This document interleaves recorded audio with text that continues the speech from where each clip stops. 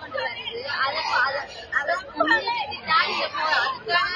ஒரு முன்னோட்டமாக இந்த போராட்டம் எடுக்கப்பட்டு வருகின்றது. அதேவேளை பெண்களுக்கான ஒரு மரியாதையாக இந்த உலகத்தில் நிலைத்திருக்க வேண்டும். அந்த நிலைத்திருப்ப மீண்டும் எங்களுக்கான ஒரு அந்தஸ்து வந்து சமூகத்தில் கிடைக்க வேண்டும். அதுக்காகவே இந்த போராட்டத்தை நாங்கள் இருந்த போதும் வாழ்விற்கு நிகழ்ந்த இந்த கொடுமைக்கு கடும் கண்டனத்தை நாங்கள் தெரிவித்துக் கொள்கிறோம். உணர்வுபூர்வமாக இந்த கண்டன பேரணியிலே ஈடுபட்டுக் கொண்டிருக்கிறார்கள். உண்மையிலேயே ஒரு பெண் மாணவிக்கு நடந்திருக்கிற இந்த கொடூரமான சம்பவமானது நம்முடைய சமூகத்தினாலே தட்டி கேட்கப்பட வேண்டிய ஒன்று. எனவே இவ்வாறான ஒரு சம்பவம் எங்கள் காலத்திலே நடக்காத வண்ணம் இந்த மாணவ சமூகம் இவ்வாறான ஒரு இந்த ஆர்ப்பாட்டத்தை செய்து கொண்டிருக்கிறார்கள்.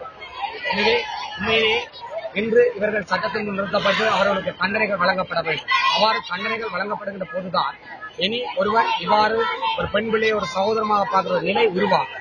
ஏனென்று சொன்னால் உண்மையிலேயே இன்று